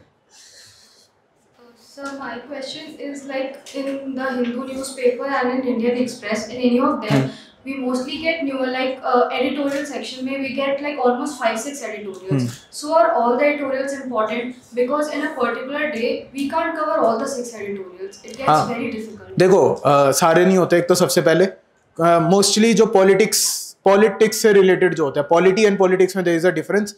पॉलिटी वाले कॉन्स्टिट्यूशनल तो आपको पढ़ने ही पढ़ने हैं, पॉलिटिक्स वाले आप सीधा काट दो। मैं तो लंबा क्रॉस मारता था उस पर, अगर ये आता था ना मैं पेन हाथ में होता था ऐसे काटता था मैं उसे कि ये नहीं पढ़ना। तो वो चीज़ आपको करनी है कि ये तो पढ़ना ही नहीं है बिल्कुल भी। कुछ चीज़ें रिपीट होती हैं, कुछ चीज़ें आपको लगेगा कि यार, और आपका गाइडिंग लाइट आपका सिलेबस है, सिलेबस याद होना चाहिए। जिस दिन अगर आपको लगा कि यार ये क्वेश्चन आ गया, जैसे अब disaster management last year train accident हुआ था, उस पर एडिटोरियल्स आए, it's a part of A disaster management, वो मैनमेड डिजास्टर था। ठीक है, तो वो आपको वहां से ये देखना है कि ये मेरे सिलेबस में कहाँ पे लिंक हो रही है चीज। ऐसा नहीं है कि हर एक चीज ही लिंक हो रही होगी। जैसे आज मैं पढ़ रहा था न्यूज़पेपर, आज का इंडियन एक्सप्रेस में दे रखा है कि सीबीएसई इज इंट्रोड्यूसिंग मैथ्स के 2 लेवल के एग्जाम होने चाहिए, एक बेसिक और एक एडवांस लेवल का। तो वो है यार आपके लिए इंपॉर्टेंट, क्योंकि वो एजुकेशन से रिलेटेड चीजें हैं, वो आपको पढ़नी है। तो जो चीज आपके सिलेबस से आपको लगे ना कि ये आ रहा है, और जो आपको लगे कि ये पीवाईक्यूज की थीम, अगर लास्ट ईयर इन्होंने ऐसा क्वेश्चन पूछा था और अभी ऐसा कुछ हो रहा है, अगर हमारी डिप्लोमेसी में कुछ हो रहा है और अगर सी राजा मोहन कुछ लिख रहा है, तो भाई वो मैं पढ़ूंगा, वो मैं मिस नहीं कर सकता। तो you have to rely on PYQs and your syllabus. आपको तभी समझ आएगा कि कौन सी चीज मुझे पढ़नी है और कौन सी चीज मुझे छोड़नी है। और ये सिर्फ एडिटोरियल के लिए नहीं है, ये थ्रू आउट है। किसी बुक में आपको क्या पढ़ना है वो भी आपको तभी समझ आएगा, कहीं और आपको क्या पढ़ना है वो भी आपको तभी समझ आएगा when you are through with your PYQs and your syllabus. तो वो बहुत अच्छे से आप उस पर फोकस करो कि मैं ये पढ़ रहा हूं तो ये किस टॉपिक से लिंक हो रहा है, ये कौन से स्टैटिक टॉपिक से लिंक हो रहा है, और इस पे पहले कैसे क्वेश्चन आए हुए, वो आपको पता होना चाहिए। बस, और क्या सर? मेरा क्वेश्चन मेंस आंसर राइटिंग पे है। जैसे मैं अगर कोई भी आंसर लिखता हूँ तो उसमें 12 से 13 मिनट वो एवरेज चल जाते हैं आंसर राइट करने में, बट मैं कैसे उसको लिमिट करूँ, जो कि 9 मिनट्स होते हैं एक आंसर पे? नहीं, 7 होता है यार। 10 मार्कर के लिए इट्स 7 मिनट्स और 15 मार्कर के लिए its maximum 10 minutes. Yes sir. तो उसको मैं कैसे मैं लिमिट करूं? और क्योंकि ओवर थिंक करने में आंसर्स को, कि मैं स्टैटिक पार्ट्स को, एग्जांपल्स को, मैं उसको सोचने में टाइम जाता है, तो मैं कैसे उसको उसका फ्लो बन जाए आंसर्स का, कि मैं उतने मिनट्स में उसको कवर कर सकूं आंसर। देखो, आंसर राइटिंग है ना, 3 स्टेज होती है। सबसे पहले तो एक तो डर निकालना आंसर लिखने का। आपने आंसर लिखना शुरू किया, इनर्शिया ब्रेक हो गया, ठीक है। सबसे पहले तो आप आंसर लिखोगे, आपको लगेगा बेकार आंसर लिखा है, बिल्कुल आधा घंटा वेस्ट भी हो गया और इस पे 2 नंबर भी नहीं मिलेंगे, ठीक है। तो वो आएगा, वो आना भी चाहिए कि भाई मैं लिख रहा हूं पर मैं बुरा लिख रहा हूं, वो पहली चीज है। दूसरी चीज है, आप आंसर लिख रहे हो, आप टाइम पे नहीं लिख रहे, पर लेकिन आपका कंटेंट अच्छा है। तो मेरे हिसाब से अभी आप सेकंड स्टेज पे होना चाहिए कि आपने आंसर लिखना स्टार्ट किया, पर लेकिन अभी आपको टाइम लग रहा है, but you are good with your content. तो बाय द टाइम जब तक आप प्रीलिम्स नहीं दे रहे, तब तक तो ये स्टेज चलेगी कि मैं अभी कंटेंट पे फोकस करूंगा। अभी ठीक है, मेरे को आना चाहिए कि मुझे क्वेश्चन आ गया और मेरे को पता ही नहीं कि इस क्वेश्चन में लिखना क्या है, वो नहीं होना चाहिए। तो you should have sufficient content. फिर आती है आपकी तीसरी स्टेज कि अब मेरे को ये आंसर तेज कैसे लिखना है। सबसे पहले रेफर टॉपर कॉपीज। मैंने भी देखा, पहले मैं बहुत ज्यादा भर के लिखता था, मैं मतलब 150 वर्ड के क्वेश्चन में 200-250 वर्ड लिख कर आ जाता था, तो मेरा पेपर भी छूटता था, मेरे को 3.5-4 घंटे लग जाते थे टू कंप्लीट माई पेपर। तो सबसे पहले तो ये देखो कि हेडिंग कैसे बनानी है, पॉइंट्स छोटे कैसे करने हैं, और बेस्ट सोर्स आपका वही है कि टॉपर कॉपीज देखो। मैंने तो 3-4 साल के सारे टॉपर्स की कॉपी देख ली थी कि वो आंसर लिखते कैसे हैं। पॉइंट मेरा भी यही है, बट वो छोटे में कैसे लिख रहे हैं और जल्दी कैसे लिख रहे हैं वो आपको वहीं से समझ आएगा। तो बेस्ट तरीका ये है कि जब आप आंसर राइटिंग प्रैक्टिस कर रहे हो, डाउनलोड करो टॉपर की कॉपी, जो उन्होंने क्वेश्चन लिखा है वो पहले खुद लिखो, और फिर ये देखो कि इन्होंने कैसे वो आंसर लिखा है। वो आपको समझ आएगा कि अब मैं अपना आंसर यहां से कैसे इंप्रूव कर सकता हूं। मॉडल आंसर के साथ यही परेशानी होती है, वो 150 वर्ड से ऊपर का होता है, वो कभी 150 वर्ड का होता ही नहीं, 250 वर्ड का होता ही नहीं, वो बहुत बड़ा होता है। तो उससे आप ये नहीं समझ पाते कि अब मैं इसे छोटा कैसे करूं। That is very good for content, but that is not good for answer writing. Answer writing के लिए आपकी कॉपीज ही आपको हेल्प करेगी कि टॉपर्स ने लिखा कैसे था। तो पहले जो क्वेश्चन उन्होंने अटेम्प्ट किया, पहले वो खुद अटेम्प्ट करो, और फिर देखो कि इन्होंने कैसे अटेम्प्ट किया, कि इन्होंने ये चीज लिखी पर लेकिन ये छोटे में लिखी। वहां से आपको समझ आएगा कि अब मेरा सोचने वाला काम खत्म हो गया, बस ये देखना है कि मैं अब ये आंसर छोटा कैसे लिख सकता हूँ, वहां से होगा ये काम। ठीक है. Sir, my question is, how can we score 10 out of 10 and 15 out of 15? You cannot score 10 out of 10. No, is there any process? ना, it's not possible. नंबर ही नहीं देती यार UPSC इतना. Why, sir? You have to score only 50% and you will be through. Okay. Sir, and for answer writing, can we rely on ChatGPT? हाँ, देखो, you can rely on ChatGPT. मतलब I use ChatGPT very well throughout my mains and my interview preparation. I use ChatGPT very well. But the thing with ChatGPT is it hallucinates. It will give you wrong answers. It will give you wrong data. It is up to you that you have to recognize if this answer is correct or wrong. It can help you in gaining perspectives. It can help you in gaining points. But the answer is not always accurate. You cannot rely on it completely. It is good for your baseline. That this answer can be written like this. But it's not the only source that you should go for while you are writing for anything or while you are practicing for anything. You have to cross check it. You have to cross verify it. But use ChatGPT, use AI. Use it यार. मतलब your effort will be reduced by 30 to 40% if you use it wisely. And that is all what is required. मतलब लोग busy रह जाएंगे करने में सब कुछ, आप आगे निकल जाओगे. तो वही करना है बस. And how to choose the options, sir? You have not chosen your optional yet. Still, I have doubt. अच्छा, okay.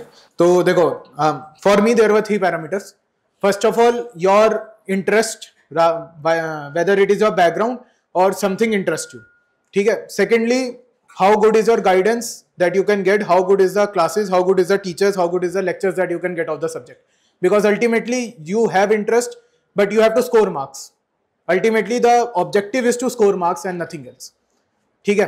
तो find good resources. And third, how good is the aftermarket resource कि आपको कोई you have to do value addition. You have to find some new notes. How good is that?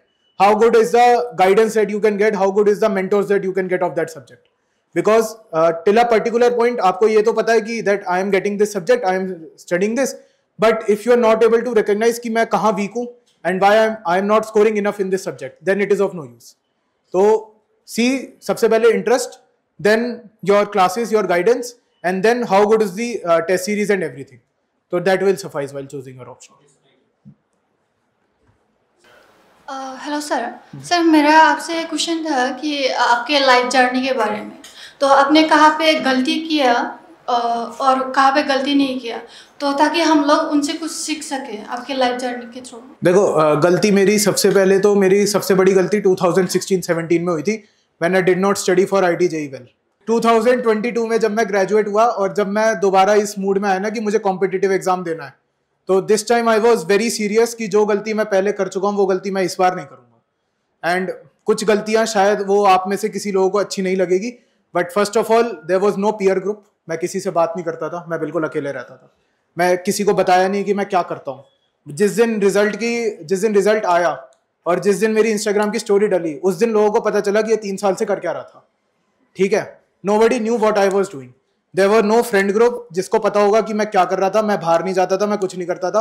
And for me coaching जाना है तो जाना है, classes करनी है तो करनी है, असाइनमेंट मिला है तो असाइनमेंट करना है, टेस्ट देना है तो टेस्ट देना है. मतलब if they have designed something for you and if you are able to follow it, तो that is something that you can do. तो वो आपका होगा ही होगा. जैसे यहाँ पे आपके टेस्ट होंगे, टेस्ट आपको देने ही देने हैं. आपके क्लास टेस्ट होंगे, टेस्ट आपको देने ही देने हैं. तो वो आपको करना ही करना है. तो वो आप वहाँ पे नहीं कर सकते. और सेकंड जो मेरी प्रिपरेशन में था कि मैं प्रीलिम्स देने चला गया and my syllabus was not complete. मैंने टेस्ट नहीं दिए, मैं बिना टेस्ट सीरीज के चला गया. यहाँ पे टेस्ट सीरीज होती है, आप टेस्ट सीरीज नहीं देते. मैं टेस्ट सीरीज नहीं देके गया था तो पेपर नहीं हुआ. तो यही गलतियां हैं मेनली कि I was not disciplined enough. Discipline जहाँ पे कम होगा वहाँ पे आपका एग्जाम रुक जाएगा. तो वो आपको वहाँ पे ज़्यादा फोकस करना है कि that you have to be very much disciplined कि if I am going into this journey, मैंने यहाँ पे एसोसिएट हुआ हूँ, मैंने सब कुछ किया, ठीक है, but I am not doing it to the fruition that I wanted to happen. कि मैं अपने आप से ही ऑनेस्ट नहीं हूँ कि ठीक है चल रहा है, एग्जाम हो जाएगा, वो नहीं होना चाहिए बस. तो that is something that you have to take care of. Thank you sir. Hello sir. My question is that how to revise everything in less time. नहीं, देखो, you don't have to revise everything first of all. ठीक है, सबसे पहले आपके basics हो गए, आपने क्लासेस कर ली, आपने टेस्ट दे दिया, आपका सब कुछ हो गया. देन हर चीज पहली बारी में कंप्लीट नहीं होती. आपने पहली बारी कोई चीज पढ़ी, आपको 10 घंटा लगा पढ़ने में. ठीक है, नेक्स्ट टाइम जब आप वो पढ़ोगे ना, you don't have to study everything. जैसे मैं पॉलिटी रिवाइज करने जा रहा हूँ एंड आई हैव स्टडीड कि मेरे को पता है प्रीएम्बल क्या होता है, मेरे को ये पता है फंडामेंटल राइट्स क्या होता है, मेरे को ये पता है फंडामेंटल ड्यूटीज क्या होती है। मैं वो उसको रिवाइज करने में बहुत ज़्यादा टाइम अपना नहीं लगाऊंगा। I will go with the topic जहाँ मुझे है कि यार ये मेरा टॉपिक वीक है, मैं उस पर ज़्यादा टाइम लगाऊंगा ताकि वो मेरा रिवाइज हो जाए। एंड ये 2 बारी होगा, ये 3 बारी रिवीजन में होगा। नाउ जब आप तीसरी बारी जब रिवीजन कर लोगे ना, मेरे को लगता है 3 बारी आप सब पढ़ोगे, 3 बारी तक मोस्टली चीज़ें क्लियर हो जाती है कि क्या समझ आ रहा है क्या नहीं समझ आ रहा। जब तीसरी बारी कुछ नहीं समझ आ रहा ना, फिर उसके शॉर्ट नोट्स बनाने हैं कि अब ये चीज़ मुझे याद नहीं हो रही, अब इसके मेरे को नोट्स बनाने पड़ेंगे ताकि मैं इसे जल्दी से रिवाइज कर पाऊँ। तो हर चीज़ रिवाइज नहीं करनी, पहले तो अपने आप को बहुत ज़्यादा स्ट्रॉन्ग कर लो कि दैट यू नो एवरीथिंग, कि ये टॉपिक मेरा स्ट्रॉन्ग है, मैं इसको रिवाइज नहीं करूंगा, इसका तो जब टेस्ट होगा क्वेश्चन में रिवाइज हो जाएगा। टेस्ट आपको देना ही है, यहाँ भी देना ही देना है टेस्ट तो आपको। तो टेस्ट आपका डेली भी होगा, टेस्ट आपका वीकली भी होगा, टेस्ट आपके टेस्ट सीरीज के भी होंगे, मेंस के भी होंगे, सब चीज़ों के होंगे। मेंस की टेस्ट सीरीज आपकी होती है, प्रीलिम्स की टेस्ट सीरीज होती है, सब चीज़ों की टेस्ट सीरीज होती है आपकी। तो वहां से आपका रिवाइज होगा। फिर जब वहां आपकी गलती नहीं हो रही, आपको समझ आ जाएगा कि ये टॉपिक मेरा स्ट्रॉन्ग है और ये टॉपिक मेरा वीक है। वीक टॉपिक रिवाइज करूंगा, स्ट्रॉन्ग टॉपिक को अच्छा रखूंगा कि इसका क्वेश्चन दोबारा गलत नहीं होना चाहिए। तो ऐसे करना है रिवीजन, रादर देन कि किताब उठाई और पूरी किताब दोबारा पढ़ने लग गया, वो नहीं करना। Thank you, sir. Hello, sir. Sir, one thing I want to ask is if your optional subject is similar to which comes in mains, like in GS part also. Like in my case, my optional subject is geography, and it comes in GS also. The difference between the answers we write in both the cases, for me, if I write an optional answer, if I get it checked with my teacher, he says it's optimum, it's equal to mains. It's not very good according to your optionals answer. I want to know the difference between what am I supposed to write in optionals, which is not like it's specifically for optionals. देखो, there is a difference between your GS का answer and your optional का answer. GS का answer will be general, मतलब it says general studies, it will be general, you don't have to go very deep in that. Now when जब आपके optional की बारी आएगी ना, जब आप, अगर आपने यूपीएससी की नोटिफिकेशन पढ़ी होगी, ऑप्शनल में they say that you should have knowledge which is of bachelor level and less that of masters level in that subject. तो they expect you to know technical things about that subject, they expect you to know certain studies that a general study student might not know. जैसे geography में आपको rocks के बारे में मेरे से ज्यादा पता होगा, तो आपको जनरल स्टडीज में इतना ही लिखना है जो मेरे जैसे बंदे को पता हो कि वो बंदा समझ जाए, because the optional paper will be checked by somebody who is a expert in that subject, but a general study subject will not be checked by a expert of that particular subject. आपको ये चीज mind में रखनी है. तो general studies का subject वो answer इतना होना चाहिए that a general person can make understanding of it, कि जिसको अच्छी खासी नॉलेज है उस टॉपिक की, बहुत अच्छे से नॉलेज नहीं है, बहुत डीप नॉलेज नहीं है. बट ऑप्शनल में, जैसे मेरा ऑप्शनल सोशियोलॉजी था, और अगर मैं इंडियन सोसाइटी का आंसर लिखने जा रहा हूं, then I will omit all the studies, I will omit the name of the thinkers. But when I am writing the same answer in my optional, I will write all the studies that I know, specific studies which have been done. Then I will quote the thinkers that are there. Then I will quote some technical words also, which are subject specific. तो यहाँ पे आपका distinction बनता है between a general studies का answer and an optional का answer. तो ये आपको रिकॉग्नाइज करना है कि ऑप्शनल का answer should be that of a good level, जहाँ पे आपकी नॉलेज दिखनी चाहिए कि that I have studied it very well, मेरे को बहुत अच्छी नॉलेज है. And general studies is like I have a good enough working knowledge of the topic. इतना आपको आना चाहिए. And one thing more, sir, like if in geography we have certain knowledge about a topic, and the same kind of topic comes in GS mains also. But there's a distinct level that you're supposed to put your knowledge about optionals in mains paper. Like you're not supposed to write very specific words which you have learned in optionals in mains, so that the checker must not know that what's your optional and something. Yes. Like how much what's the level of writing certain things? नहीं, वही है, देखो that you have to minimize the specific things that you are writing in your optional का answer and not in your GS का answer. GS में you can omit certain things that you might think कि ये शायद मेरे optional की values से मैं add कर रहा हूँ. जैसे if I am caste system जैसे हो गया, सोशियोलॉजी ऑप्शनल की अगर मैं एग्जांपल की बात करूं, तो कास्ट सिस्टम में अगर हम ऑप्शनल वाइज देखें तो देयर आर पर्सपेक्टिव्स जो बहुत सारे लोगों ने दिया है, घूरे ने दिया है, डूमा ने दिया है, बेते ने दिया है, तो मैं वहां पे वो पर्सपेक्टिव लिख सकता हूं. But when I am writing the same answer in my GS का आंसर कि caste is both dynamic as well as fluid, 2 साल पहले एक क्वेश्चन आया था कि कास्ट में कंटिन्यूटी कैसे हो रही है और कास्ट खत्म कैसे हो रही है, जीएस का क्वेश्चन आया था लास्ट टू लास्ट ईयर. तो it was very easy for me to answer that question, but I did not include any study, I did not quote anybody कि ये थिंकर ने ये बोला है, and I did not go into the deep part of the subject. मैंने सिर्फ superficially उसे touch किया and then I was through. But it's not like कि आप बिल्कुल ही नहीं यूज कर सकते, ऐसा बिल्कुल नहीं है. If you have a certain optional then you should use the edge of it also. शायद से आप ज्योग्राफी का आंसर बाकी लोगों से अच्छा लिख पाओगे, आप वहां पे 5-7 मार्क्स ज्यादा स्कोर कर पाओगे. शायद मैं इंडियन सोसाइटी में 10 मार्क्स ज्यादा स्कोर कर सकता हूं then a person who has not studied sociology. तो you have to use that knowledge, but you have to be very, मतलब वहां पे कंटेंट आपको रखना पड़ेगा कि that I am not flaunting my knowledge, कि मेरे को बहुत ज्यादा पता है, and that my optional is geography. तो मैं ज्योग्राफी का आंसर बहुत अच्छा लिखूंगा, बाकी सारे आंसर मैं एवरेज लिखूंगा. तो you have to maintain that level, और वो आंसर राइटिंग प्रैक्टिस से you will get through it कि कहाँ मुझे कितना लिखना है. तो the more you practice the more you will get the hang of it. Thank you sir. अभी आपने बोला कि newspaper is must. So sir, अगर हम वीडियो एनालिसिस देख लें या फिर चैट जीपीटी या किसी भी ऑनलाइन, डोंट डू दिस. क्योंकि देखो न्यूज़पेपर इज समथिंग, जब आप पढ़ते हो ना आपका दिमाग चलता है उसमें, you try to comprehend things जो उसमें लिखी हुई है. वो शायद जब आप न्यूज़पेपर पढ़ोगे वो आप अवॉइड कर पाओगे कि अच्छा ठीक है ये मैंने पढ़ा था और ये मेरे को इसमें से समझ आया. And at the end of the day क्या होता है कि जब आप न्यूज़पेपर पढ़ते हो ना आपकी कॉम्प्रिहेंशन बढ़ती है, you are able to study things right. आप जल्दी जल्दी पढ़ना सीखोगे और ये आपको सीसेट में भी हेल्प करेगा. और जितना ज़्यादा आप उसको पढ़ना स्टार्ट करोगे ना कि ये समझ आ रहा है मुझे, ये सब मेरे को समझ आ रहा है, तो I would personally not suggest you to go for video analysis of newspapers or for any other thing. Try to study it yourself. Avoid karo. So you said to focus on the keywords notes. So how should we make the keywords notes? Like for example, if we have class notes on SHGs, helping groups. So how should we make the concise notes out of that? Like class notes हैं आपके पास, हाँ. और आपके पास एक reference book है, हाँ. आपके coaching का मटेरियल है, ठीक है, वो आपने सारा पढ़ लिया. तो उसके बाद क्या होता है, आपको PYQ देखना है और कुछ भी नहीं करना. आपको ये देखना है कि पहले क्या पूछा गया इसमें से. Okay. पहले उसमें क्या पूछा, उसके बेसिस पे आप ये लगाओगे कि ये मेरे नोट्स में होना चाहिए, PYQ तो आपके कवर होने चाहिए. एंड देन उसके बाद थोड़ा अपना दिमाग लगाओ कि ये इन्होंने पूछा था, अब ये वो पूछ सकते हैं. ये थीम मिलता जुलता है कि पहले उन्होंने पूछा क्या चैलेंजेस है, इस साल वो पूछ लेंगे क्या सॉल्यूशंस है. तो ये आपको अपने आप देखना है कि अच्छा चैलेंजेस वो पूछ चुके हैं, वो हिस्ट्री पूछ चुके हैं, तो अब बचता ही क्या है, सॉल्यूशन या वे फॉरवर्ड. तो वो आपको देखना है कि अब मैं यहाँ क्या करूँगा. अब कोई कमेटी की रिकमेंडेशन आ गई, वो सेम टॉपिक पे आ गई, तो वो कमेटी की रिकमेंडेशन आपने ऐड कर ली, 2 लाइन में 3 लाइन में ऐड कर ली. आपके पास बहुत ज्यादा लिबर्टी होती नहीं मेंस के आंसर में कि आप बहुत ज्यादा लिख दो. तो वो भी आपको उसमें देखना है. तो यही चीजें और कुछ भी नहीं है. PYQs देखो and then link it with the current thing. बस ठीक है. Hello sir, my question was आपका ऑप्शनल का प्रिपरेशन कैसे हुआ था, वो एक बार आप शेयर करोगे तो हमको एक आइडिया मिलेगा. देखो optional I went through all the classes. मैंने क्लासेस करी सारी की सारी. फर्स्ट ऑफ ऑल तो जीएस और ऑप्शनल की क्लासेस आपकी साइमल्टेनियसली चल रही होगी अभी.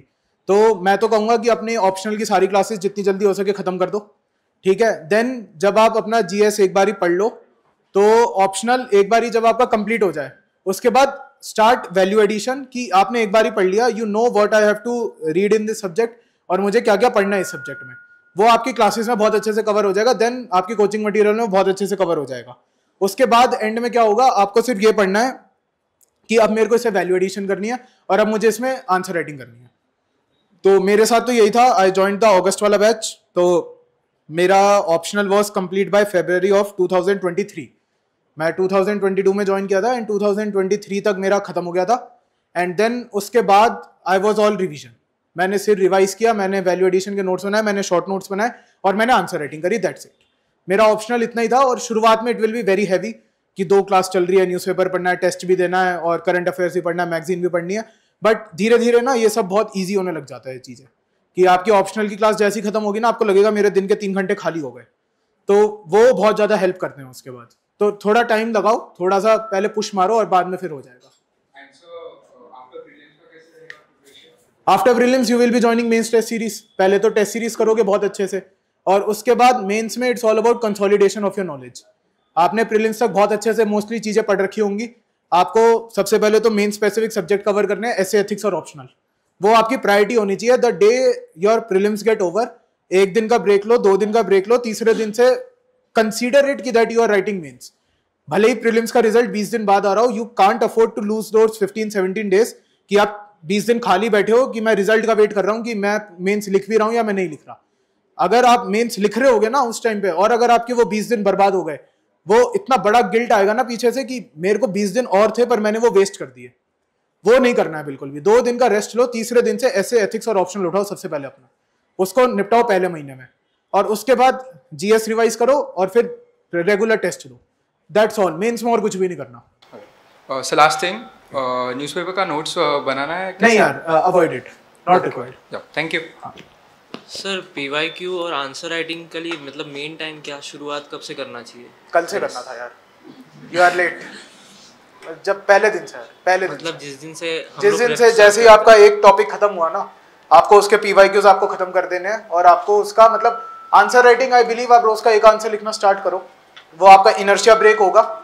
और उसके बाद फिर आप जब अपने उस फेज में आओगे ना, जब प्रीलिम्स खत्म हो जाएगा, टेस्ट सीरीज ज्वाइन करोगे, सब कुछ करोगे, तो फिर वो अपने आप बन जाएगा। पर लेकिन पीवाईक्यूज तो आपके साथ के साथ चलने चाहिए। टॉपिक खत्म हुआ, सब्जेक्ट खत्म हुआ, उसके पीवाईक्यूज साथ के साथ खत्म कर दो, बेटर है, आपके लिए अच्छा है। बाद में 20 साल के पीवाईक्यूज उठाने से अच्छा है कि मैं 1 साल में ही रेगुलर कर लूँ, वो ज़्यादा अच्छा है मेरे लिए। और मेरे लिए टॉपिक फ्रेश है, मैंने अभी टॉपिक पढ़ा है, मैंने पॉलिटी अभी पढ़ी है, मैं गेस कर सकता हूँ कि अच्छा ठीक है, इन्होंने क्वेश्चन पूछा, ये टॉपिक शायद मेरा वीक रह गया, और ये आपको उस टाइम पे बहुत ज़्यादा फ्रेश माइंड में रहेगा क्योंकि आपने अभी पढ़ा है।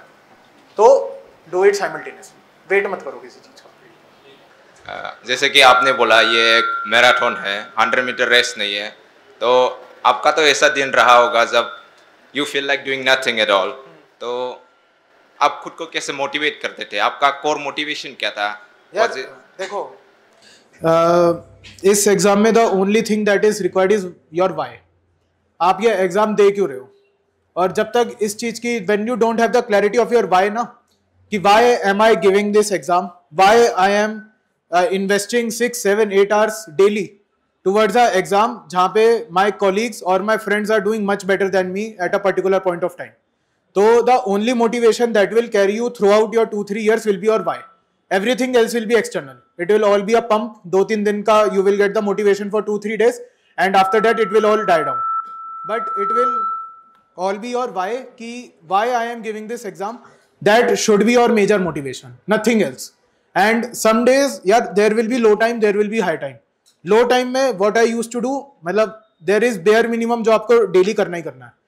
आप डेली क्लास आओगे ही आओगे, आप डेली करंट अफेयर्स पढ़ोगे ही पढ़ोगे, that is a bare minimum that you have to do daily. You can't afford these things to pile up. And for me the way to cool down was I used to sleep a lot. जिस दिन मुझे लगता था कि आज कुछ नहीं हो रहा, मैं सब बंद करके सो जाता था। मैं 6, 7, 8 घंटा सोता था, मेरे को फर्क ही नहीं पड़ता था क्या हो रहा है, उठ के देखूंगा क्या है। तो मैं सबसे पहले ये करता था। And second, talk to people outside of this UPSC का ecosystem. Never be in this bubble constantly कि that you are not thinking of anything else other than the exam. Try to break out of this loop sometime. Try to go out with some friends who are not in this UPSC वाला ecosystem. Try to talk with people.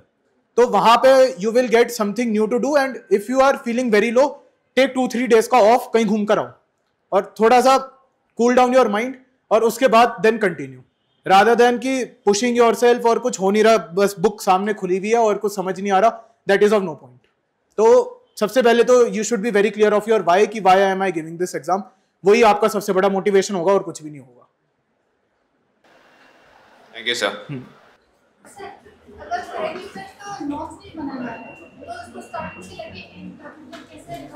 नहीं, current affairs के notes नहीं बनाने, notes बनाने, newspaper के notes नहीं बनाने। First of all ये thing. And secondly, current affairs revise आप कैसे करोगे? इट्स बेटर कि आप इंटीग्रेटेड नोट्स बनाओ। आपने एक टॉपिक पढ़ा, मैं हमेशा कहता हूँ make your notes on loose sheet of paper. कभी भी रजिस्टर वगैरह पे नोट्स मत बनाओ, हमेशा लूज A4 साइज शीट्स पे नोट्स बनाओ, ताकि whenever there is a current happening कोई हुई, आपने वो अच्छे से पढ़ लिया टॉपिक, यू नो ये मेरे कौन से स्टैटिक के टॉपिक से जाके लिंक हो रहा है, तो उसको एक पेज पे लिखो, make a note of it कि मैं इसमें ये मेजर थिंग्स है, ये हुआ है, and then add it in your static के नोट्स। तो वंस यू विल देन, जब आप अपना स्टैटिक रिवाइज कर रहे होगे ना, आपके करंट अफेयर साथ के साथ रिवाइज हो जाएंगे, और एंड में you will be getting compilations. Better कि आप वो पूरी कंपाइलेशन पढ़ लो रादर देन आप 12 महीने की मैगजीन पढ़ना स्टार्ट करो, क्योंकि the compilation will be covering the most important topics जो एग्जाम स्पेसिफिक होंगे, तो उससे भी आपका रिवीजन हो जाएगा। And the last revision will be by your test. जब आप टेस्ट दोगे आपको अपने आप चीजें याद आने लग जाएंगी कि that I have studied this, और ये करंट अफेयर्स का टॉपिक है, ये स्टैटिक का टॉपिक है, और वहां से आपको अपना स्ट्रेंथ और वीकनेस पता चल जाएगा। You don't have to revise. देखो इट्स नॉट फिजिबल आप 365 दिन का न्यूज़पेपर रिवाइज कर लो, नहीं है फिजिबल वो. तो रादर छोटे नोट्स बनाओ, स्टैटिक के साथ नोट्स बनाओ, उनको रिवाइज करो and then revise via your compilations that you will be getting and via the test that you will be giving. आपका रिवीजन हो जाएगा उससे. ठीक है. That's it, I guess. I hope you have got answers to your questions. He's speaking from 1 hour, yeah, come on. So that was really value addition, Akash. Thank you so much. Let's all get up and thanks Akash for coming and making this event happen. Thank you so much, Akash. Wajiran Reddy team wishes you all the best. Thank you. And special thanks to our wonderful audience. Thank you.